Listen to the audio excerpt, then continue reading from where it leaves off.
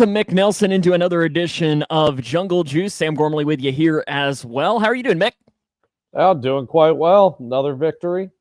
Yes, Back it's Victory to Victory Wednesday again, and we've got a very special show planned for you as it's the bye week. We can't call it the bye week blues because we don't really have much blues that are happening right now. Instead, it's bye week happiness, I guess, because the Bengals have fought back to go 3-3. But up on the show today, we'll recap that game that got them to 3-3. And we're also going to have our Who Day Roundtable, which is I've got a list of questions that are just going to kind of get us talking about the first 3 games of the season. But Mick, we also have at least one very special guest that is going to, for sure, will be joining us. And we might have others throughout the evening, but should we waste no more time and bring him on? Yeah, let's go ahead and bring Tommy on here. One of our fellow admins from Who Day Nation on Facebook. It's Mr. Tommy Lipscomb. Tommy, the pride of West Virginia. How are you? Hey, I'm good. How are you doing, guys? Good. I don't know that it's allowed that we have now 3. All of us have a connection to West Virginia. We do. My mom is from West Virginia. Mick was born in West Virginia. You live in West Virginia. Who'd have thunk that a Bengals podcast would have this much West Virginia in it? Yeah, it's crazy. You know, it's like just a West Virginia reunion, I guess. Yeah, like a we're family the Mountaineer reunion. Bengals group right here, even though none of us are really from the mountains of West Virginia. We're from the Ohio River Valley part. I don't know the not as scenic part.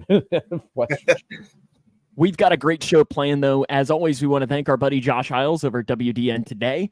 He allows us to stream on his page. Make sure you follow him. You can join our Facebook group at Who Day Nation on Facebook. We have a good following there, good group of admins. And then there's also a few that, like Alex Schubert, that we can, Did he say he was going to come on? Did he give any? He decided that he wanted to go to a comedy show instead. He just texted me about 10 minutes ago, so we can roast him if we want. He could have. This could be the comedy show that he could have gone to. It would have been free too.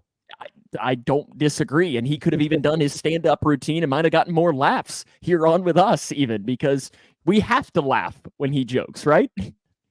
If he comes onto our podcast. So is the Thad Moss jersey thing real? Yeah, 100%. Yes, it is 100% real that our buddy Alex Schubert has purchased a Thad Moss jersey, because what's funny is that he tried to buy one that said just Moss on the back in 81, but they wouldn't let him. So he had to up it, and now it just says Thad Moss on the back because that's the only thing that Fanatics would allow for him to do, which is objectively hilarious. Yeah. So I do want to... Best tight end in Bengals history. The best tight end named Thad Moss that the Bengals have ever had. I do want to start, though, is we're going to get to what we are going to classify as our Who Day Roundtable a little bit later on, but we have to talk a little bit about this Seahawks game. And Tommy, I know that we typically break the game up into the good, the bad, and the ugly, because it's always good to start with the good. And I'll let you start, Tommy. When we talk about the good, the bad, and the ugly from the Seahawks game, what's the number one good thing that you were taking away from that game? Pretty much just how the defense stepped up. I mean, the defense was on it, from start to finish. They gave up, 10 points in the first half, 3 points in the second half. And, who would have thunk this defense would have gave up just 3 points in the second half, and it got them the win. I mean, in that fourth quarter especially, I mean, they had how many stops in the red zone? I think it was 4 trips to the red zone for the Seahawks, 3 points. And that is unheard of. That is even, I think, a step above elite. And the fact that they really did it twice in the last 2 minutes of the game is even more impressive. And I think that is hopefully the sign that the defense is finally figuring it out. Oh, yeah. Yeah. That's, I don't know. I don't think I've seen a more clutch performance from the defense, especially this year. You guys mentioned that he was, that the Seahawks were driving down. It seemed like they had pretty favorable field position, at least in that last quarter. And, 2 or 3, I think they had 3 red zone stops, you said, right? 4? Yes, I think it was 3 out of the 4 red zone opportunities in the fourth quarter were stops, and then the other one was a field goal, which is incredibly impressive. And as Philip writes in here, to specifically name a specific player, I mean, Cam Taylor-Britt, Logan Wilson, Sam Hubbard. I mean, we can continuously name guys that had really good games, but I mean, that interception by Cam Taylor-Britt is as good of an interception as you're going to see, showing off just pure athleticism. Yeah, no, it made a great play on the ball. It seemed like there was a miscommunication with Metcalf and Gino on that play, and CTB definitely capitalized on that. It was a great diving interception, probably one of the best I've seen in recent memory from any Bengals player. I think the only one that comes close is the Jermaine Pratt. I think it was the Buccaneers last year, or didn't he catch it like on his forearm? Remember, against Brady or something? And it was more of just because I think everyone, even watching it live, thought that ball hit the turf. And then when you went back and watched the replay, he like had his fingertips underneath of it or something. But still, as far as pure athleticism, that CTB one, unreal. And he just continues to play better and better and better. Yeah, 100%.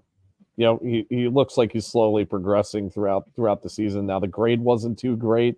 I'm not really sure why. I only saw really one bad play from CTB in that game, which was I think it was like a 20-yard catch from DK where CTB kind of took a gamble and made a jump at the ball and missed. But other than that, I thought I saw a really good game from CTB on Sunday. And also, you're going up against one of the best receivers in football. I mean, you're not going to win every time. Yeah, I mean, that's the thing. You have to look at the caliber of the receiver that he's going up against. And at the same time, I think it was only like a 55% completion rate, that what CTB allowed. Some people aren't going to like that. But when you're going up against a really good receiver, that's actually not bad. Oh. No, I don't think so at all. And I think the pass rush is what we really have to talk about as well, because they were feasting. Mick, you talked about it after or at the end of the show last week, where it's kind of been funny because it feels like you're doing a cop-out answer every single week of just saying that the biggest key is the pass rush. But in all seriousness, it's just fact is in most NFL games, the pass rush is what wins. And late in that game, and the best part about late in that game is that it wasn't like it was Trey Hendrickson every single time. I mean, it was everybody. I mean, you had BJ Hill, you had Sam Hubbard, who had 6 pressures and 5 quarterback hits. And then, Tommy, you have your big stat of one of the big surprises. Oh, yeah. From the game. What we were talking about with Cam Sample. Cam Sample won, I don't have it here, so I'm trying to go from memory. 36.4 pass rush win rate, had a sack. It was like 3 pressures and a quarterback hit and 12 pass rushing snaps. And that's from a backup. That's from a depth piece from us. And I mean, it just shows how much depth they have on the defensive ends this year. And it's awesome. It's awesome to see Cam Sample just ball out like that. And even, I mean, you had the one sack, or I guess it wasn't a sack. I think it was after the play. But DJ Reader had the hit on the quarterback that they called a roughing the passer. And I know you all, since you were all watching on TV, they might have shown the replay and might have made it look worse than it was. But at least the stadium replay, now that's part of the stadium, is that since it was a penalty against the Bengals, they want to get the fans all riled up. So they're going to show the angle that makes it look as bad of a penalty as it was. But so I don't know. You all might disagree, but it looked like it was one of those penalties. It's like, come on, NFL. Like, what do you want to do? These roughing the passer penalties, they can be so subjective at times. I didn't think it was really that bad of a penalty from Reader either. And I watched the game from the television broadcast, but like I said, just like PI, it's a subjective penalty now as to what the refs are thinking at that point in time. So they're going to miss some, and I think they kind of missed that play for sure. Yeah, I thought it was iffy as well. One of the other things that I think we should mention as far as the good from that game, Josh Isles writes in here and says, loves your setup, Tommy. For one, Josh, feel free to join us if you're around. Yeah, come in and join. Maybe you can try and beat Tommy as far as your background picture. But I don't know. Maybe we can start having a competition. I mean, it doesn't look quite as good as the random stuff that I have in my background. We got to talk about that. But I think you have the first 2 drives of offense fits into the good category. Because the first 2 drives, I texted Mick, I think it had to have been after the second drive, and said, like, we're back. I think it was my exact word. Changing the game there for the offense. And I can take full credit for that. But it was hard not to feel that way, especially because it was highlighted and capped off the end of the second drive by the first career touchdown for the birthday boy, Andre Yoshivash. Yoshi. Gosh, Yoshi's going to be big time in Cincinnati. I mean, I'm going to be bold on it. I'm going to go. I like the pick. What was it? 6th round pick out of Princeton? Yeah, and I think it's a really, really good pick. I was really high on that guy before the draft. I thought that he was going to be a good receiver for anybody, and I was excited when the Bengals picked him up. A little raw, but that's been the craziest part about it is from everyone has heard is that was always the thing that we heard is that he's so raw. But I think when the Bengals got him, that they're like, oh wow, he's actually not that raw. Like he is still a little raw, but I think everyone kind of thought this is the guy that is you stash him a little bit, and in 2 years he'll be something. And then I think they got him, and they're like, oh wait, this is somebody that can actually help us. Like he's actually good. Yes, he was playing in the Ivy League, but he's actually got something. Yeah, for sure. It's crazy the athletic profile that he has. And you kind of saw it in the preseason where he was just absolutely dominating defensive backs. And although he didn't really dominate defensive backs on the touchdown, that was kind of just a breakdown at the line where Joe was just making magic happen. I mean, it was still a clutch touchdown pass there. And also good on Joe for making sure Yoshi got his ball from that touchdown. That was really cool. Jared writes in and asks about the offensive pass interference penalty called against T. Higgins. I don't know that they showed that in the stadium. So to be honest, I didn't see it. You all were watching. It How was do you feel OPI. about it? It was an OPI. Yeah, you all push off. Yes. You all both agree that it was off OPI on the back, and not to trash on T, but he had a push on the back and still didn't catch the ball, which it was just kind of disappointing. I think T. Higgins might come up when we get into the ugly category here in just a minute. Do you all have any other goods from the game that really stand out that we haven't mentioned? No, I mean, I guess you did brush on Logan Wilson again, but Logan Wilson had probably his best game of the year. And also just for the defense as a whole, we didn't really see many missed tackles in this game, which we saw a ton of in the games against Tennessee and Arizona. So good corrective action by Lou and the rest of the defense and the coaching staff. And that's against an offense too that has some guys that can break tackles. I mean, they have, I would say, maybe the best young running back in the NFL. I think an argument could be made on that. He's in the conversation with Kenneth Walker. I think you could probably talk about Bijan in there, but still, he's one of those guys that you're going to have the conversation as one of the best young guys. And then you have maybe the most physical wide receiver in the NFL in DK Metcalf. So when you combine both those, and even Geno Smith, it's not like he's a decent-sized guy as well. And they were finishing on him. Now, Geno is not Lamar Jackson when he moves, but he's also not Tom Brady back there, where he is kind of able to move around the pocket. And I think they did a good job at corralling him and not letting his legs become a factor at all. Tommy, you'd know better than anybody as the West Virginia guy in this group. Geno can move. I mean, he's a lot of love you too, Mick. I have my red towel around here somewhere. I should start waving my WKU nobody red towel. Cares about WKU other than you. Listen, go Tops. But Geno can move, though. I mean, he's, 31 or 32 now, so he can't move like he used to. But I remember at the Combine, he ran like a 4.39 or a 4.4. It was right at a 4.4. And, that's a lot of speed. And, especially for a quarterback. And he may not have 4.4 speed anymore, but he's still pretty quick back there. And he even credited the defense, the pass rush for the Bengals. Yeah, and he should. The pass rush was exactly what you would want. When we move on and talk about the bad in this game, so this is not the ugly.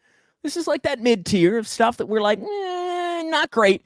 For me, the number one thing that puts on this, and I think you could even make an argument that he deserves to be in the ugly, is Joe Burrow. I think he had some good.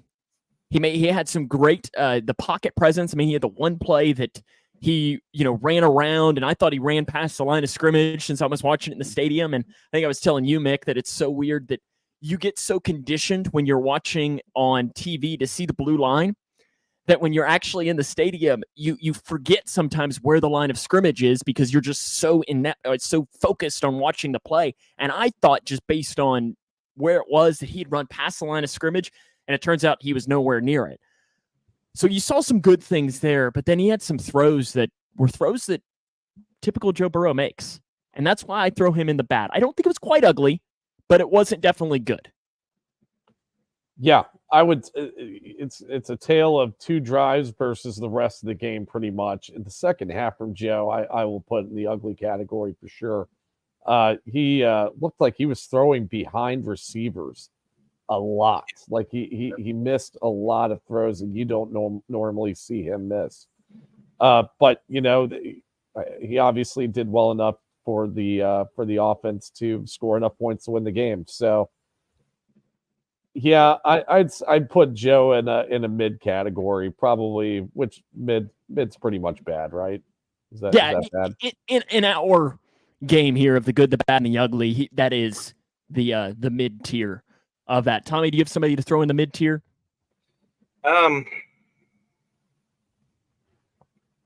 Honestly, I thought Joe Mixon this game. It's obviously he didn't get a lot in the run game, but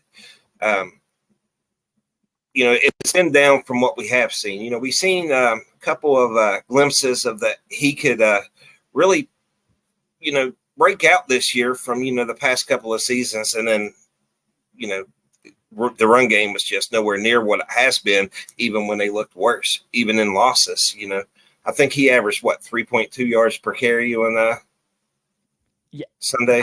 I think that's a great one to put into the bad, because I think I don't know that he had many rushes of like 1 or 0, but I don't know that he had one longer than 5. I don't know what his longest rush of the game was, but he was just very much in that 2 to 4 range every single time, which, it's not the worst thing in the world, but he never was able to really break through. Now, part of that probably does go that the Seahawks run defense is really good. But then part of it probably has to go, if it's like Joe Mixon, if you want to be classified as a great running back, you got to break one. Oh, absolutely. And there was a couple they showed on the replay where you kind of got to question his field vision on him, because if he would have juked to the left and went to the left, he had a wide open hole, but he's just like, it's like he's got a magnet to try to go up the middle. I don't know if he thinks he can just go up the middle. I don't know if he just wants to get away from the play design that's supposed to go up the middle. But if he would actually make that cut to the left a couple of times, he'd have at least first down. I mean, there was some pretty big gaps there. Yeah, me and Sam kind of talked about this, and I think this was during the Rams game that we went to. Exactly. Is that Joe Mixon either, his field vision, he is either, completely on it. He knows exactly where he should hit, and he's hitting the hole hard, and he's making, he's ripping off really good runs, or it's just completely awful, and he's just, like you said, he's just that run defender magnet where he's just getting stuffed and he's ripping off, maybe not ripping off, he's getting stuffed for like minimal gains. So yeah, I think Joe Mixon was probably in the bad category. He also had like 1 or 2 drops in the receiving game, which they didn't really make much of an impact on the game, because I think at least one of the drops is on the touchdown drive. So still scored a touchdown, but yeah, you usually see him make some of those catches too. I think another one of the bad for me is, and again, it's to me, it's based on, and why I'm putting it in bad is based on consistency, because I think in this position, consistency is one of the things that makes you go from being good to great. That's Brad Robbins. 45.7 average on the punt, which is, it's fine. but he had a couple clunkers.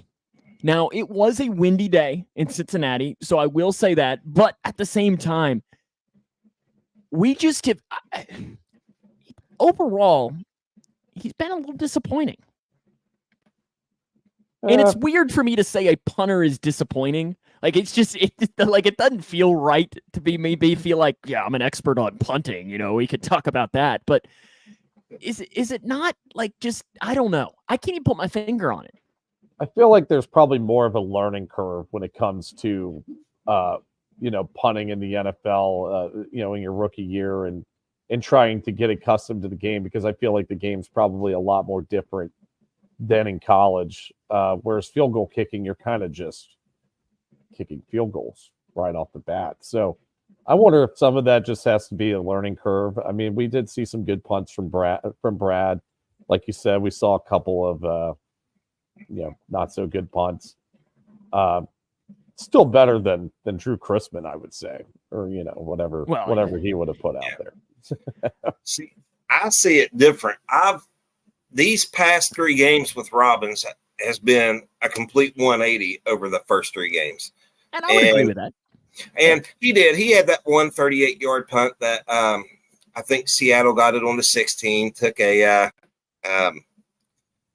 Seattle took fair catch on, but you take away that one good return from Seattle, 23 yards. They only averaged 11 yards carry, or 11 yards on the return, excuse me. And he did have a couple of nice punts. I mean, that one that went like 58 yards that they said had a hang time of almost 5 seconds on it.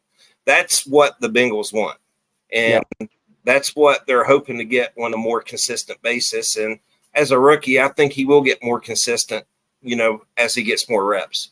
And I think the lack of consistency is why I put it in the bad.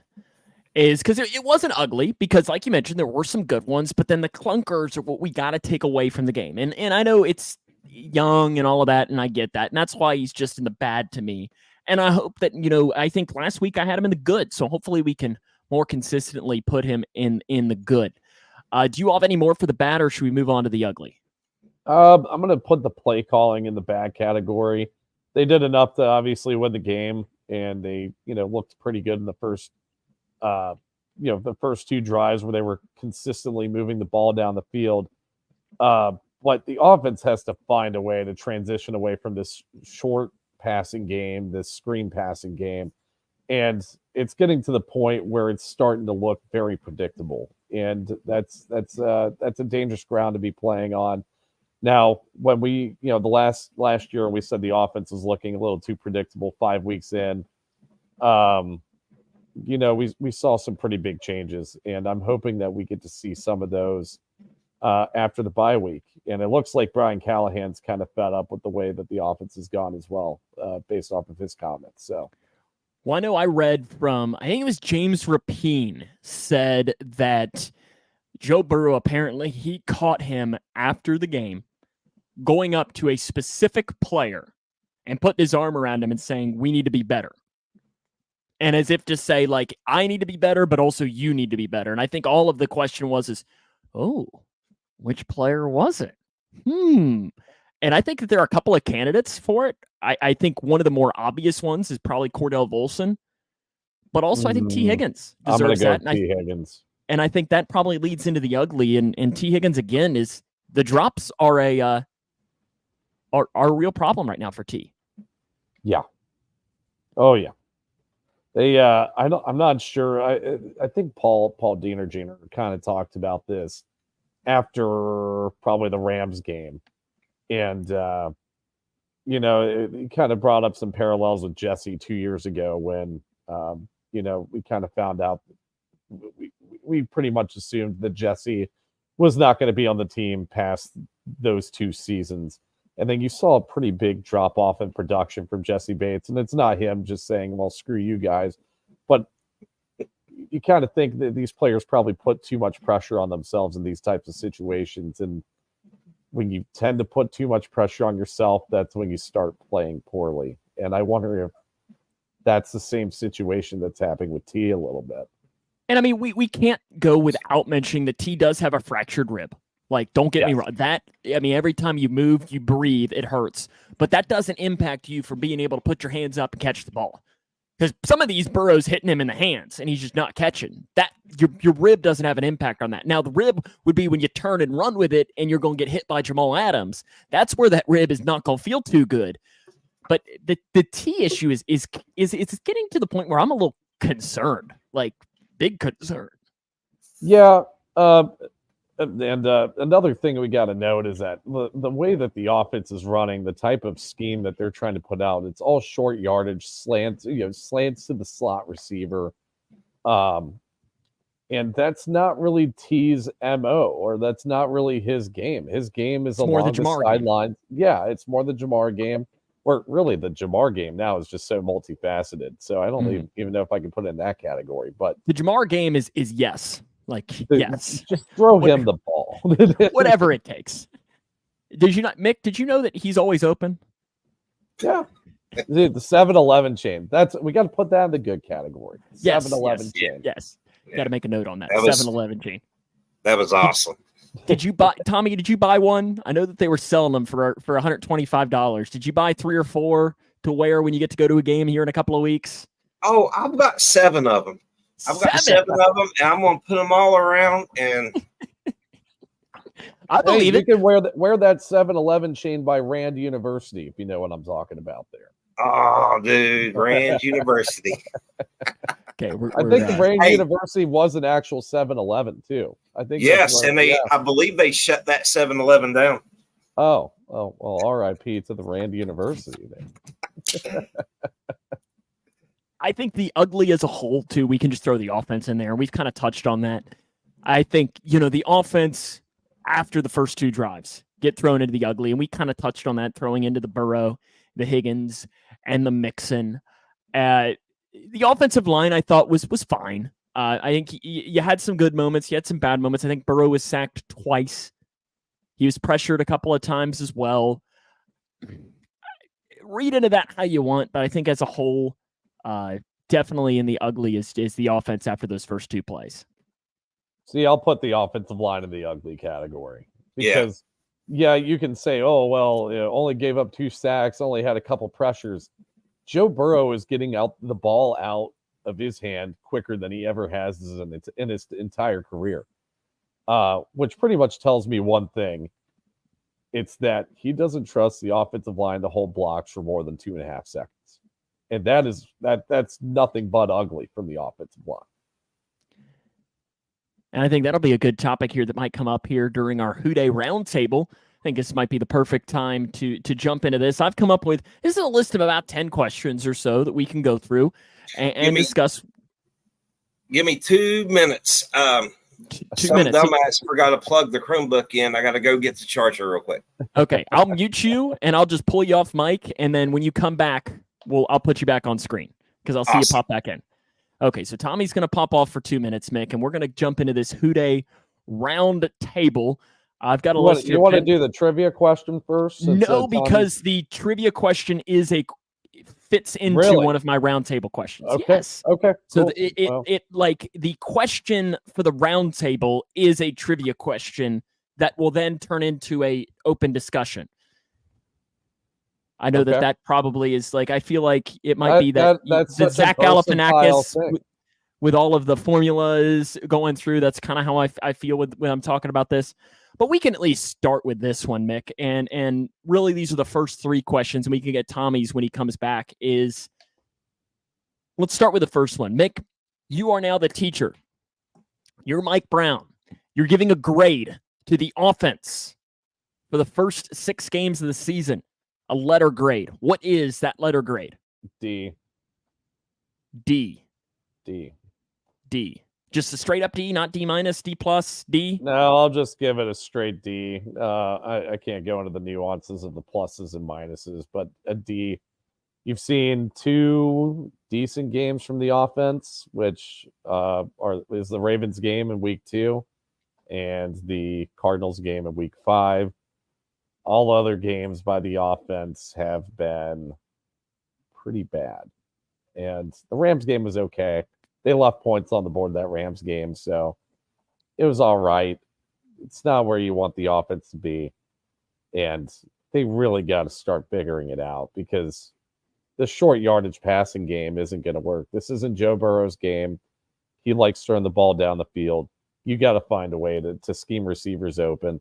I was a little encouraged by those first 2 drives against Seattle, though, because it looked like they were running a little more pre-snap motion and getting more favorable matchups. And it looked like they just started to – it looked like they completely abandoned that throughout the game, which I wasn't too much of a fan of. Tommy, I don't know if you heard the question or not, but you are now the teacher. Letter grade for the Bengals offense through the first 6 games of the season. Mick gave a D. I think a D sounds fair. They got 3 wins. The offense has done enough to get 3 wins, but they haven't really been.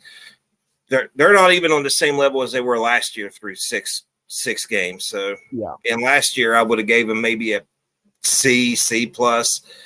I think a D is fair. Is this a cop out if I say incomplete? Yes. Yep. Well, that's what I'm going to say. I'm going to give it an incomplete, just because I think that, and this will be, we're going to come back to this in a little bit, is that injury, I think, had a lot bigger impact on it than maybe we really thought it would potentially have later on in the show as well. Grade the defense through the first 6 games of the season. Tommy, we'll start with you. What's your letter grade through the Bengals defense? I'm going to go with a B-. B-. Mick. I was going to say exactly a B-. And see, I guess I'll be the negative Nancy and say C+. Okay. C+ will be what I'll go with, because I think, kind of like we saw, is it's just been it's like the Brad Robbins thing. So inconsistent. Yeah. So inconsistent. And that's been what has driven me crazy. I mean, if they play like they do against the Seattle, it'd be an A++. But then we've seen them go up against some teams where it's like, my goodness, could they stop us 3? Yeah. Yeah. I mean, that Cardinals game is, and they did win the game. They only gave up 20 points, but you had so many missed tackles against one of the worst skill position units in the league. And that's just unacceptable. The Titans game, I don't even want to get started on that. That was probably the ugliest game I think I've seen, potentially in the Lou Anarumo era. Sorry. Oh, no, go on. Finish your point. But then you also see the defense have, championship winning games, or just, dominant games against the Rams and the Seahawks. So, and I think, and that's why I think I go C, is I think the Titans game bumps down a letter grade. And then also, see, Cooper even agrees with me that that's Mick's dog. Tommy, if you didn't know, Cooper is Mick's dog, and Cooper and Mick are the best of friends. If you guys want a free dog, hey, if anybody watching this wants a free dog at any point in time, message me. Cooper. But okay, we'll move on to this. Mick, we'll start with you, just because I feel like you will enjoy this one the best. Grade the coaching through the first 6 games of the season. I'll give it a C. So, yeah, you're 500. Yeah, that's a C. That's a C. They haven't had much to work with, especially on offense, the first 4 weeks of the season. Given the Joe Burrow injury, the playbook looked extremely limited. You saw the offense start to come around against Arizona. Oh gosh. The wife is coming in. Oh no. Mick. See that couch you're sitting on right now? That might be where you're sleeping tonight. At least it's comfortable. But yeah. So the offense was kind of limited, given the Joe Burrow injury. But now it looks like the Joe Burrow injury is starting to look better. It looks like he's starting to heal. He's looking a lot more mobile and starting to look like his old self. but they haven't really opened up the playbook. They definitely didn't do it against Seattle. Now, maybe we should give Seattle a little bit of credit. Their defensive backfield looks pretty decent. So how much of that was the coverage on Seattle's end? But then, it looked like Seattle was dialing up pressure and stuff, after those first two drives, and it looked like the offense couldn't, stop them at all. So I'll give the coaching staff in general a C. And then the missed tackling, you guys think that's a coaching issue or that's a defense issue? Yeah. I mean, that's a defense issue in my eyes. I think when you're in the NFL, it's not on a coach to teach you how to tackle. I feel like at that point, it's on you. It's on you. Like you're not. This is not high school football anymore. This is not the Grayson County Cougars. This is the Cincinnati Bengals. You've got to figure out how to tackle. Tommy, do you have a grade for the Bengals coaching staff through the first 6 games? Man, I agree with Mick. I mean, a C's fair. I mean, they're 3-3. They've had really bad games. They've had really good games. Coaching wise. I mean, I think C's fair, especially at 3-3. And see, I'd bump them to a C+. Again, I'm in that same realm, just a C+, frankly, just because I like the plus and minuses. Makes me feel a little bit better to go C+, just because I think that this team very well could have fallen apart, and the fact that they're 3-3 is why I go from C to C+, is I think that they deserve some credit for that, and I think that's one of the things that Zach Taylor, you can say what you want about the play calling and all of that, but what you can't take away from him is the culture that he's built. Yeah. Without question, I think that when things are struggling, you fall back on that culture. And the culture has stayed strong even when it has been real bad. So that's why I go to a C+. I know Megan writes in and she says C is very fair, and she is a huge fan of Zach Taylor. Well, the next question here for you all, and kind of leads into what our first question was. And Tommy, we'll start with you. How much of the offensive struggle goes towards Burrow's calf, and how much is actually major cause for concern?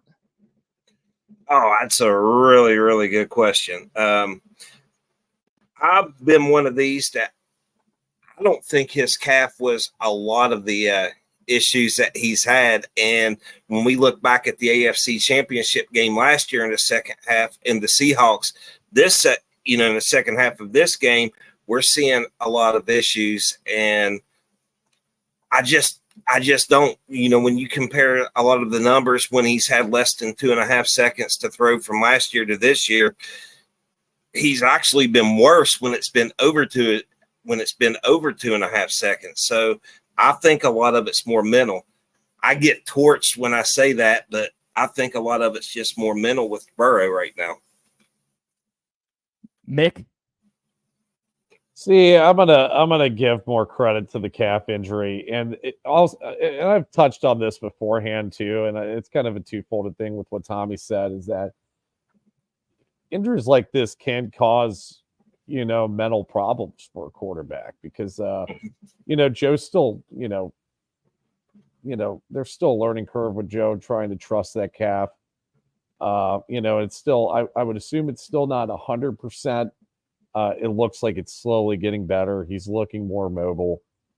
But the second half of that Seattle game, I'm just not sure what his issue was. It just looked like he wasn't on the same page as his receivers. It looks like the offense hasn't really communicated well as a whole in the first 6 weeks of the season. Now, a lot of those miscommunication penalties,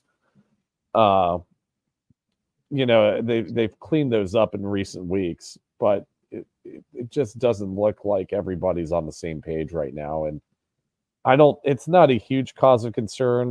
They are slowly improving, especially in the past, 2 weeks. I'm going to say it's still the calf. I'm going to give the calf a lot of credit here. Mick, who's been the biggest surprise of the first 6 games? Biggest surprise. I'll go with T. Higgins, and not in a good way. T has had this MO, or his game has always been being more physical than the guy he's matched up with, and being an elite receiver at the catch point. And you're just not seeing that from him at all this season. You're seeing a lot of hesitation on his part. You're seeing him drop a lot of balls. But also part of me kind of thinks, well, how much does this have to do with T, and how much does that have to do with the type of game plan that the Bengals are running out there, which doesn't really suit T's game. So, yeah, I think T's probably been the biggest surprise of the team this year. Tommy, you got one? Yeah, he went more of the bad route with T, which is 100% He's good at that. He's very pessimistic. Hey, but he's 100% spot on with T. But I'm going to go with DJ Turner. I really am. You stole it from me. Oh, yeah.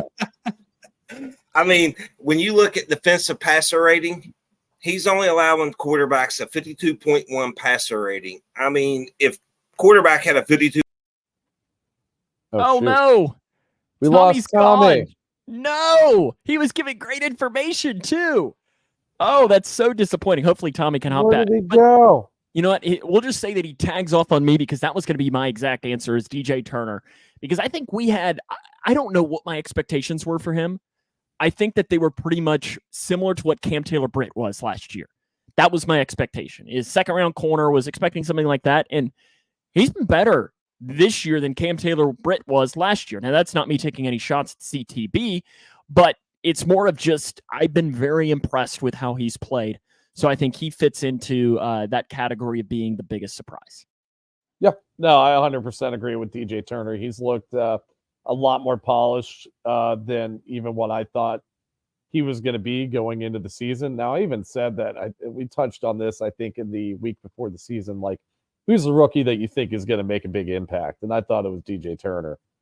And he's looked as advertised. He looks like he could be a very good starter in the offense that's probably going to move away from Cheeto at the end of the season. Mick, you kind of already answered this one, but you could maybe find a different answer. Who's been the biggest disappointment? Okay, we'll do a different answer. Cordell Volson. You stole without a doubt. I think he's the obvious answer.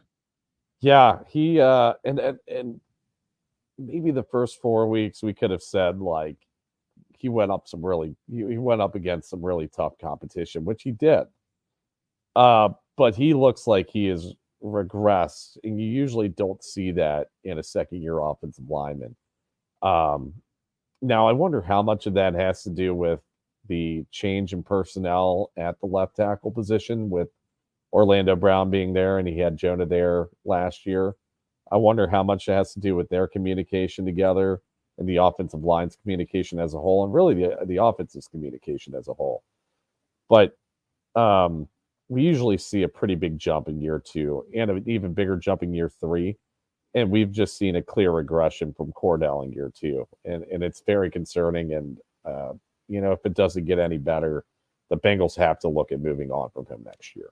I completely agree with that. And I think T fits into this category as well. Yeah. It's hard to call Irv Smith a disappointment because expectations were so low coming in. But I think it's also safe to say that they were low, and he hasn't even met the low expectations of what it is. He has been an incredible disappointment for the Bengals. I think PFF has him rated as one of the lowest rated tight ends in the NFL this year. He might be the worst rated tight end in the league. Yes, and it's just been and that's it's kind of like, isn't it there's a GIF or a movie line or something that says my expectations were low, but whew, and that's kind of been what it's been like for Irv Smith. Let's give Irv some credit. He is the second to worst rated tight end in the league. Who's worse? Let's see. Brock Wright. Do you know who he plays for? Not a clue at all. Of the Detroit Lions. Would you have known that? Yeah, I do know Brock Wright plays for the Lions. Who is pretty much just a pass blocking tight end. He's like the Lee Smith of the Lions. He's the Drew Sample. Yeah, or the Drew Sample. I guess that's the best way to put it. Drew's actually graded okay. Yeah, Drew Sample's not great. his pass his blocking role- grade's propelling his actual grade, by the Yeah, way. in his role, Drew Sample does well in his role as a tight end for the Cincinnati Bengals. Mick, in order for the Bengals to make this a memorable season, blank needs to start playing better. I'm going to go with Joe Burrow. He's obviously the driving force of this offense. He's an elite quarterback. He hasn't played like an elite quarterback in the first 6 weeks. Now he does have a calf injury he's dealing with, and he's slowly healing from it, hopefully, barring any setbacks, knock on wood. But Joe's got to start playing better. You're starting to see that escapability. You're starting to see that magic kind of come back. Now he's just got to start executing a lot more. And, you could tell he wasn't pleased with the way that the offense and himself performed against Seattle. But the thing is, the road doesn't get any easier, and he definitely knows that. He's got to rise to the occasion. Without question. I agree. I think that's a really good answer. I think T. Higgins can be thrown in this because I think the offense is very much Jamar Chase. I think you could even slide Tyler Boyd in there. Tyler Boyd, I think, had his best game of the season against the Seahawks. It seemed like Burrow was finally going to him at times because it felt like he was really a non-factor at times early in the year. He looks a step slower this year, it feels and like. Part of that is that he's almost 30 years old. Yeah, that's true. That's very true. And part of that is also showing as to why they drafted someone's back. Tommy back in. Let's see. Oh, Tommy, you're back. Hey! I got kicked off. Yeah, you were giving a great point about DJ Turner. Luckily, I tagged in and finished it off for you. But because I agree, DJ Turner was the biggest surprise through the first 6 games. We'll go back really quick and let you answer these two. Mick and I who has been the biggest disappointment for you through the first 6 games of the season? Revert back to what Mick said earlier about his surprise, T. Higgins. I really think T. Higgins has been the biggest disappointment. I mean, we would love to see T long-term in Cincinnati. Don't know if that's going to happen or not. So in reality, this could be his contract year, and not just with the Bengals, but with anybody else. He's just not. It's just been underwhelming. We'll just put it at that. Wholeheartedly agree. Yeah, I couldn't agree more. Complete the sentence here. In order for the Bengals to make this a memorable season, blank needs to start playing better. Mick said Joe Burrow. Who is your answer? I don't want to be a copycat to Mick, so I'm just going to go with the offensive line. I'm going to go. Okay. Yeah. I'm going to go with safe. I'm going to go with the offensive line. And I kind of put T. Higgins in that category because I think that the offense is so Jamar Chase centric right now, is that they need someone else to step up and really help Jamar Chase. And heck, maybe that's Trenton Irwin. Maybe Trenton Irwin starts getting a bigger, maybe it's Andre Yoshivash. Maybe it's Charlie Jones. I know Charlie Jones is expected to potentially be back for the Bills game. That could be potentially the next thing, is you're starting to see maybe one of these guys to pop up, but it can't just be Jamar every single time, because when you're going up against a team like your next game is the 49ers, that's a great defense. The Bills defense is not bad by any means. You're going up against some really good defenses here that know you and know you well. You can't just keep relying on Jamar Chase. I know one of the big discussions that fans have been having, and Tommy or Mick, we'll start with you with this one, is the lack of production from the tight end position overrated? No, I don't think it is. And I've touched on this plenty of times, is that I don't know how much of it is that Irv Smith has been bad, even though he has been bad. But the offense the last 2 years is kind of had success under a more prototypical tight end. You get what I'm saying? Irv Smith is smaller. He is shorter than CJ Uzama and Hayden Hurst were. Uzama and Hurst were probably 6'5", 6'6", 250 pounds. They had a lot of size. They were better at the catch point, and you went with this more speedy, athletic tight end who isn't as good at the catch point, who isn't getting any separation. And I think it's really hindering this offense. I wonder if Hayden Hurst is on the team this year, would this offense be more along than what it is? I think it would be. And that's kind of the question that I'm asking. And Tommy, is that Irv Smith one of the main reasons that this offense has, if we're being honest, sucked? I think it's part of a factor, but I don't think it's the biggest factor. I mean, the way I look at it with tight end, I know that is a hot topic with the fans.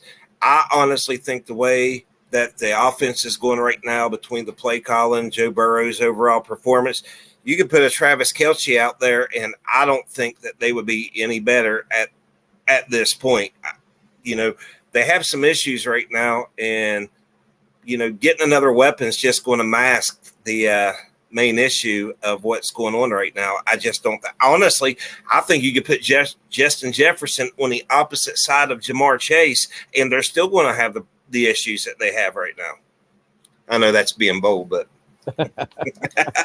yeah, no, I mean it's hard to disagree, and I think this kind of leads into my next question, which also is our trivia question. If you all are ready for this, the Bengals have made only one trade for a player in season in the last 40 years. Who is it? Larry Johnson. No. Oh, Cedric Benson. No. Okay, I'm out. You want me to give you a year? You got to.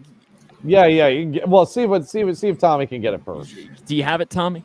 I don't, because I'm a little fuzzy. I'm wanting to think that they traded for B.J. Hill in week 1. It was right before week 1. Oh. Right before week 1. So it was technically right after or pre-cuts, right post cuts, but this is mid-season. 2017 was the year. 2017 was the year. And I'll be honest, I would have not gotten this.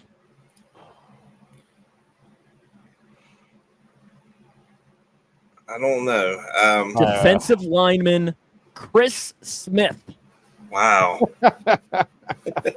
What, the trade with Jackson? They trade Jacksonville? Was that a Jacksonville trade? I think it was Denver, if my memory is correct. Okay. But I think he went to Jacksonville after Cincinnati. Correct. So, yeah. But Chris Smith is the only player that the Bengals have acquired in the last 40 years mid-season. So I ask you this. Will this year be the second? And if so, what position group needs the most help? Or which position group would it be?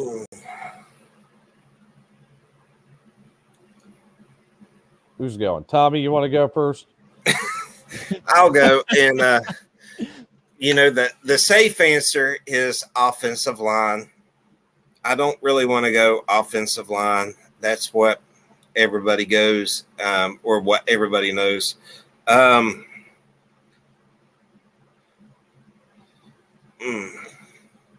Shit, I got to go with offensive line. So like a guard? I do, especially the interior offensive line. Volson's not cutting it up. We know that. I think he was thrown into the fire a little too early. FCS guy, 4th round pick. He wasn't expected to start out of the gate. I don't have a lot of faith in Sharping. And who else is there? There's Trey Hill.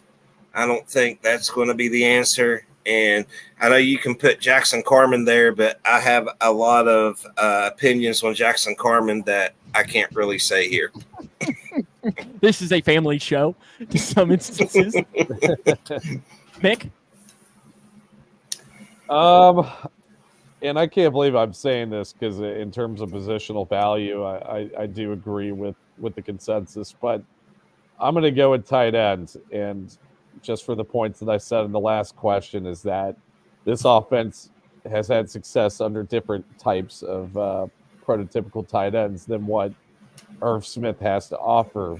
and I feel like you get somebody that's more like that CJ Uzama or Hayden Hurst that could actually unlock the offense a little bit more. And then offensive line, yeah, you can make a trade. I think the depth isn't too bad behind Volson, where you could maybe start seeing what Cody Ford's got, or Max Sharping's been a starter in the league before, and albeit he hasn't been great, he hasn't been absolutely horrible. So I'm going to go with tight ends. Offensive line is probably the second choice, or even a starting safety too, because we talk about players that, and he wasn't even a disappointment because I didn't have high hopes to begin with. But Nick Scott has been absolutely dreadful. If you had the 55-40 mark of this podcast the first time Nick was going to throw shade at Nick Scott, you won. I hated that signing so much, and I still hate that sign. It's pretty bad. To me, I think you all might be missing the most obvious one, and I think it's one that is, if it happens, which I don't think it will. Do you all think yes or no, will they make a trade? No. If we're just going based on that, no, absolutely not. I think if they do, to me, it's third down running back. They could. Third down running back, because I am worried. Let's just say Joe Mixon gets hurt. Travion Williams? Chase Brown? Chris Evans? I'm surprised Chris Evans hasn't gotten more of a feature role in this offense. I think the biggest thing with Chris Evans, from everything that I know I've read and heard from some of the beat writers, is that they just don't trust him at all. Really? Correct. Well. And I'm not sure if that is, he doesn't do the work. There is something there about Chris Evans because he has all the tools. But I think the other thing is that I don't think he is a running back. I think he's more of a running back wide receiver. Like, he's really not either one of them. Because I don't think he's a guy. I don't think he's a third down running back, because I think your third down running back is probably built more in the mold of a Travion Williams. But Travion Williams, do you really have that much confidence in a guy like him? I don't know. So that's why I just think, and honestly, the guy that keeps coming up, and I don't think it's completely crazy, is call Denver and ask for Samaje Perine. See, I would be okay with that, but the thing is, and I don't want to get too deep into the dollars conversation here, but Samaje was under contract for, I think he was only making like 1.2, maybe 1.5 million when he's here. He's making $3 million in Denver right now. Do you really want to sacrifice? It's 2 and 4, I think, is how it's structured as well. So yeah, are you really going to want to? Yeah, you're not going to want to pay Samaje Perine for next year, even though I'm not sure how much of that is really guaranteed. Now, I think Samaje would be a great addition back to the offense schematically, but in terms of salary and roster control, I don't know if that's the best route that they should go. Tommy, it doesn't sound like you're a Samaje Perine guy. I love Perine while he was here. My thing with it is, it's not like, once a guy leaves, I don't want nothing to do with them. But, I just think that they could do better outside that realm. I understand where you're coming from with Perine, where he was a blocker. And they do need a blocker because of what was against Seahawks. How many snaps did Drew Sample take in the backfield protecting Joe back there? Probably half a dozen. Yeah. And I understand the need for a blocking running back, but I don't know. I've just kind of moved on from Perine. So this is an out of left field take, but is Giovanni Bernard officially retired? No, I do believe he's not. I don't think so. I'm going to pull that up real quick. I can't remember if I saw the retirement news or not. It's out of left field. It's probably not the best option if you can try to trade for somebody, but if he's still in playing shape, I mean, we talk about Sam's right. He retired. Sam's right. He retired. Yeah. Okay. Well, I'm not going to bother talking about that anymore. You want him to bring the minivan back, don't you, Mick? Yeah, I want the minivan back. I want some good pass protection in there. Here's the thing, though. we talk about pass protection on third downs, and one thing I really liked with the Rams game, and maybe it's too obvious that that it's a passing play, but they had Drew Sample in the backfield a ton in that Rams game, and he was kind of making a difference with the pass protection, and Joe was having more time to find open receivers. So, because I think that's the biggest thing is that with Samaje Perine is like with Drew Sample. You know, if Drew Sample's in the game, it's not like they're going to hand the ball off to Drew Sample and have him run the ball. That would be hilarious. I would pay good money to watch the reaction from some Bengals fans if Drew Sample got a handoff. Maybe you'll have like use check kind of. Yeah, but if Samaje Perine is back there, he's a threat to run the ball. Like, it's not like he's somebody that you're not going to trust. And that's the one thing that I like about a guy like this. And I think they were hoping, I think what their hope is that a Chris Evans would be Giovanni Bernard. He's not been that. No question. Not even been close. And then thinking, okay, can Travion Williams be even Samaje Perine? And the answer has been no, probably not. And then you've got this Chase Brown wild card, but I think Chase Brown is Joe Mixon, to where they haven't really found the perfect role to find it. Because I don't know that you trust Chase Brown to go in there and block on third downs. Yeah, I don't know if I would necessarily trust him either. Now, I want to see, just for reference here, who's the best graded guy in pass pro, because Joe Mixon has had a good season. His pass blocking has improved drastically in that category, but it's also, can you afford to have Joe Mixon on the field for every single play? Or at what point does it just get, where you lose trust? So Travion by far has that best pass rushing grade, by the way, or by that pass protection grade. He's got an 86. Joe's at a 45. Chris is at a 14. Oh, God. And Chase Brown hasn't had any pass protection snaps, so it pretty much tells me the offense doesn't trust him in that role yet. I mean, heck, Chase Brown's had, a dozen snaps all season? Yeah, in general? He hasn't played that much. Now, you usually see the rookie running backs, other than Joe Mixon, they start to slowly integrate themselves into the offense. I'm thinking of Jeremy Hill. I can't believe I mentioned his name. Gio didn't really get. You might have to go in timeout now for a minute for saying that. Yeah, I might ban myself from this podcast for a few weeks because I mentioned his name. But Gio Bernard, it took a while for him to kind of get going in 2013.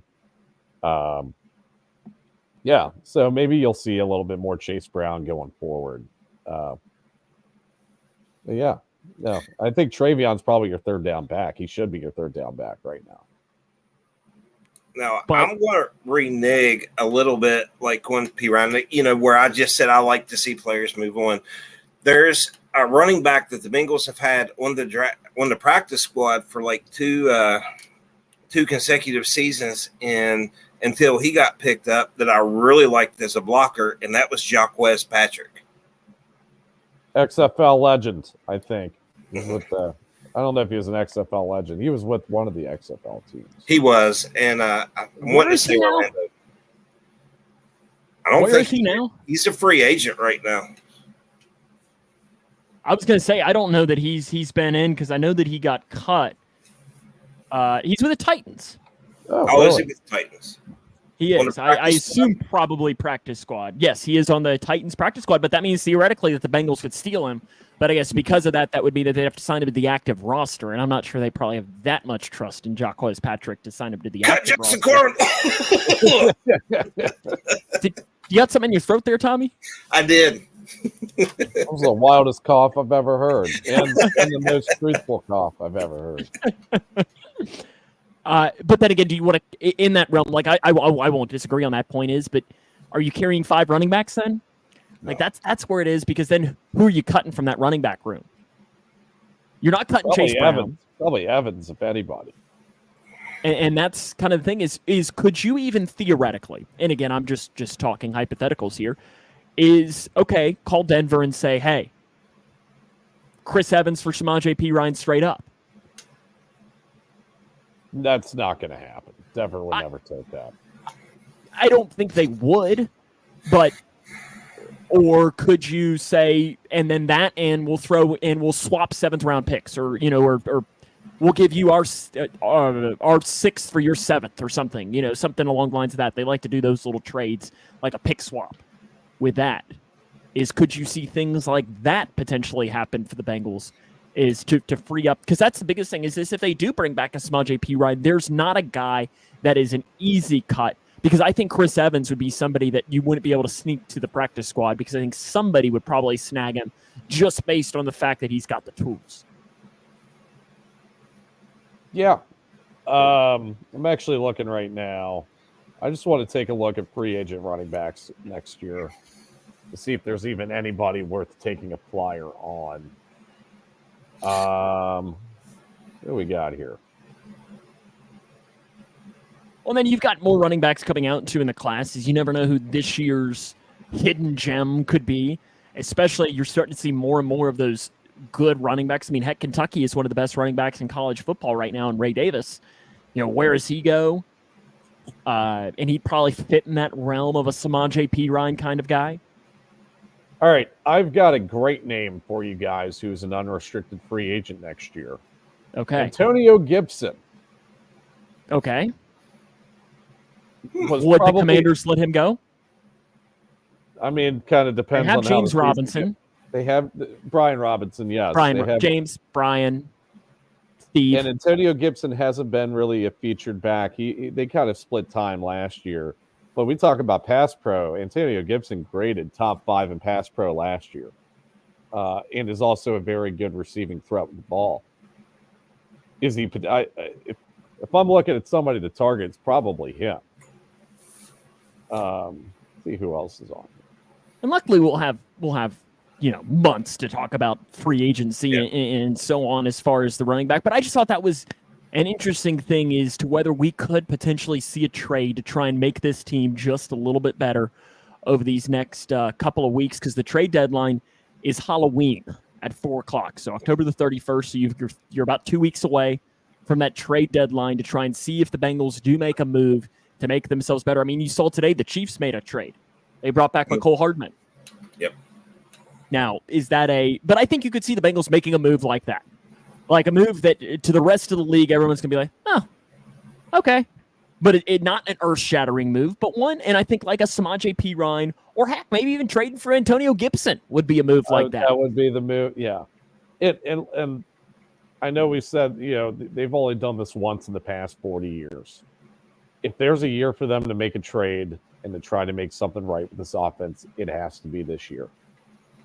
This is the best. Yeah. Yeah, and that's a great point. Everything about Gibson, I really like Gibson. Missed that one on there. And the Reds, or I almost said the old name, the Commanders. Yep. The Commanders may look to get something out of nothing for him if they feel that they can't get him re-signed next year. Yeah. Yeah. Mm-hmm. And it's not like the Commanders are really going to go anywhere this season. Not to speculate too much on the Commanders season, but they look like they're in a transitional year. And yeah, you might as well get something out of Antonio Gibson instead of just letting him walk, right? So, and I think these are the discussions that you better believe Duke Tobin and his staff are having to try and see, because I don't remember which one of you mentioned it, but said, this doesn't happen, but this is the year for it to happen. And I mean, the Bengals over these past couple of years have been doing all of these things that they don't usually do. The guaranteed money. They gave all the guaranteed money to Orlando Brown and then gave all the guaranteed money to Joe Burrow. They're doing all of these things that aren't Bengal-like.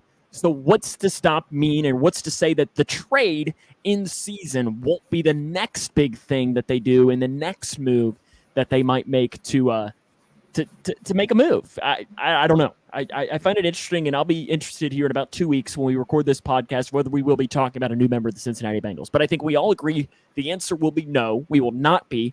But I don't know that I'm going to be surprised if it does happen. All righty. Buy or sell? The Cincinnati Bengals will win the AFC North. Sell.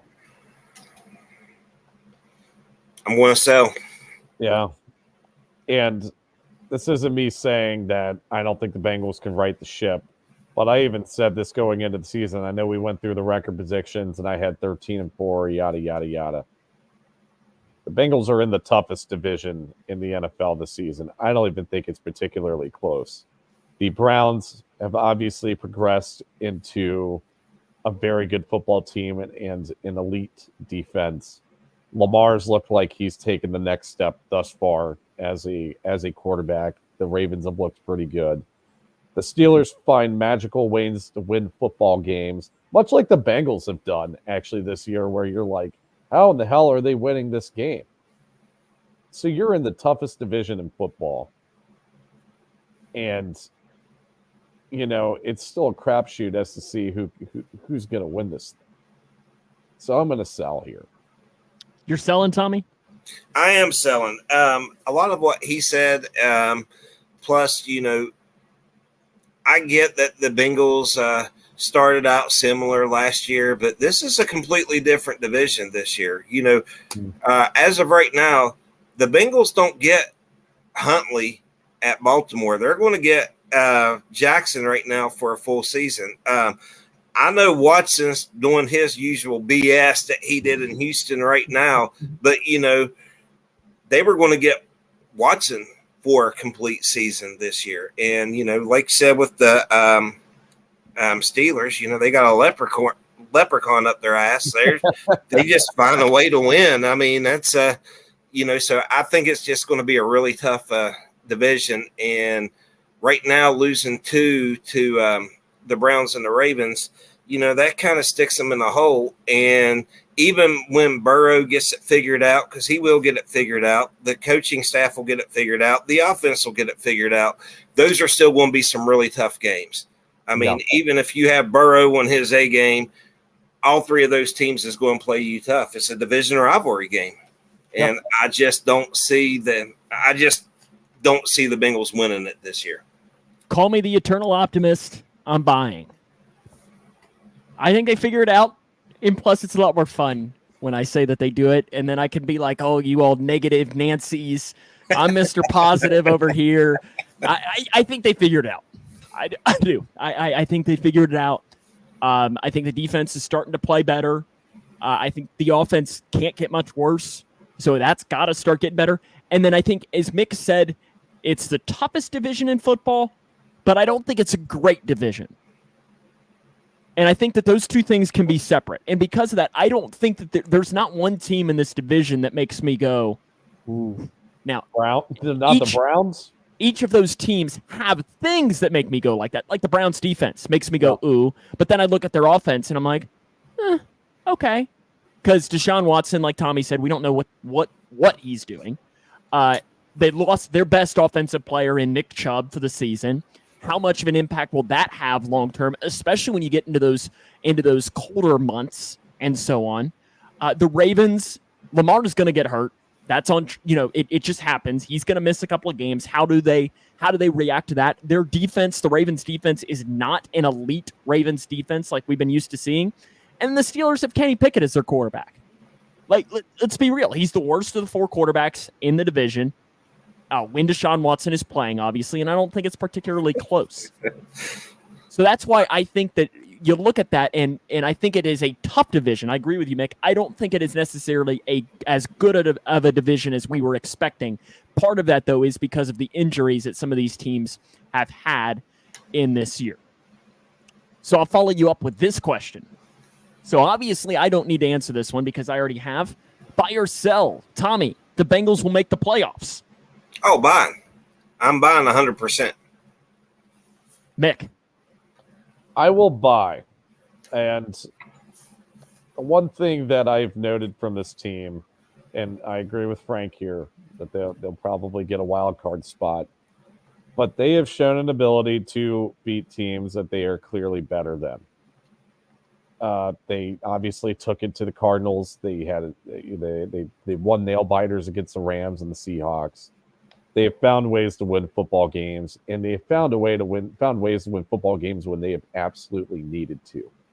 And that speaks, like you said, Sam, to the culture that the that the coaching staff, the locker room has, and this is a team that constantly rises to the occasion when their back's against the wall. So I think they probably do make the playoffs this year. And I would say that we should expect to see Joe Burrow progress and get back to his old self throughout the rest of the year. Oh, so for the both of you, to kind of a follow-up question on this is this closer to the 5 wild card or the 7? Well, that's a very subjective question, Sam, because that could, you could have 5 through 7. They could all have the same record, really. I mean, there's that much parity in this conference where. But still, are they going to be because sometimes you will see a team that is the 5th seed and they're the 5th seed no matter what, because it's a really solid division up top. And then you have some, like, I guess the question is are we going to be panicking that last week of the season because they have to beat the Browns last week to make the playoffs and get in as like that 7th seed? I don't know. Or will that last game? Thanks. Great analysis. Yeah. Or will that last game be something like, if they win, they'll be the 6. If they lose, they're still going to be the 7. Or if they win, they're the 5 or the 6 or something like that. See, I would probably go towards the 1st. And I've touched on this in prior weeks because the rest of this schedule is tough. It is a very tough, final 11 games they have to play. They got to play the Steelers twice. They got to play the Ravens again. They got to play the Browns, the Niners, the Bills, the Texans. The Texans are good this year. You don't Colts. really have. The Colts, the Vikings aren't as bad as their record suggests. Chiefs. Not to mention the defending Super Bowl champions. You have a very, very tough schedule in these last 11 games. And the biggest thing with that, Mick, is a lot of those are on the road. Yeah, they are. So, we could very well see them fighting for a playoff spot against the Browns in Week 18. I hope to God that doesn't happen because, the Browns match up with us better than probably any other team in the league. I don't agree. And how we usually end every show is we have our picks for the season. We've kind of done that, or picks for the week coming up. But before that, Mick always does his keys to the game coming up. So for the both of you, keys to the playoffs, keys to the division. What needs to happen for the Bengals to make the playoffs as a division champion or a wild card? But regardless, just make the playoffs. What are the keys for that to happen? Offensive consistency. Yeah. Offensive consistency. That's a good one. Nick, what's your next one? I'm going to say consistency from our starting safety duo. And also benching Nick Scott and replacing him with Jordan Battle. Because you will never have consistency with that safety duo until you replace Nick Scott with Jordan Battle. Mick, how do you feel about Nick Scott? I feel like you're not maybe a fan. Are you picking up on that too, Tommy? That he might not be a big fan? Waste of money. I was agitated at Nick or Mick. Man, this is going to be so confusing talking about Mick and Nick. God, dog it. But I was so agitated at Mick because I was like, Nick Scott, he actually played a pretty good game against us in the Super Bowl, and he had some good highlights with the Rams. So I was like, I think this was a good pickup. I've been wrong so far. I've been very, very wrong so far. We were talking about DJ Turner's passer rating being like at 52.2. Nick Scott's is like 98.3, which is the second highest out of all defensive backs. And it's, it's been rough watching him back there. Tommy, this has been a lot of fun today. I appreciate you joining us. Man, I had a lot of fun. Thanks for joining, Tommy. Come anytime, Tommy. Great. I usually have games on Wednesdays, so I usually catch about the last 20 minutes, 15 minutes, but we're done. So yeah, great. We appreciate you taking the time to join us. It's been a lot of fun. I know we're going to start to do these every once in a while, as well as these roundtable formats. Hopefully we can get some of the more of our friends from over the years. I know Josh Isles decided that dinner was more important, and Alex Schubert decided that comedy was more important. So hopefully when they go back and listen to comedy and dinner, I wouldn't have been able to feed Josh dinner, but we wouldn't have judged if he'd had chowed down on his salad or something. Or I can't imagine. I mean, what does Josh eat?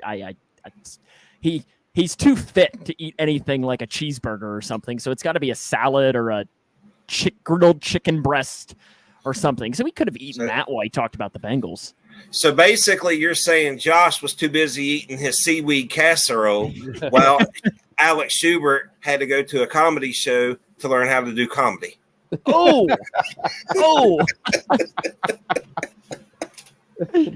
There we go. So now we've fired the shots across the bow. So they're going to have to come on to defend themselves next time that we do a Houday Nation admin group for that, which is a lot of fun. This has been a lot of fun. Make sure, though, that you follow us on our social media channels. So we have our YouTube channel. Subscribe there. We have our Facebook.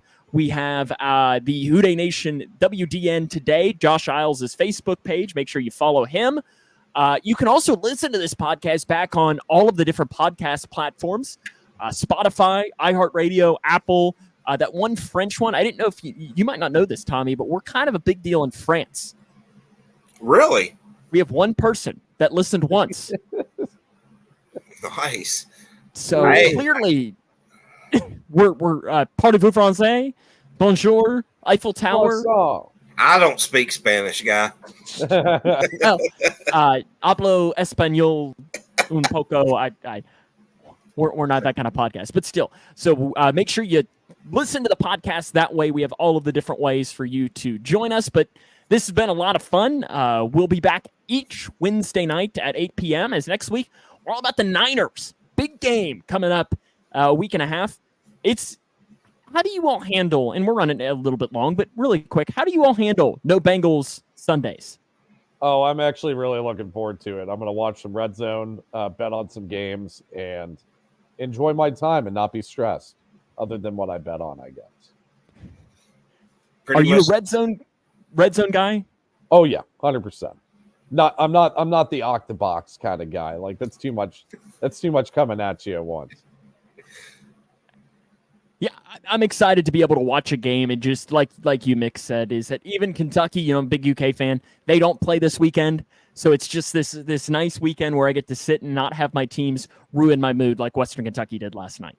But that'll wrap us up here for the show for this week. Tommy, again, I appreciate you taking the time to join us. We'll be back again next Wednesday at 8 p.m. Eastern time. So until then, for Tommy and for Mick, I'm Sam Houday. Houday.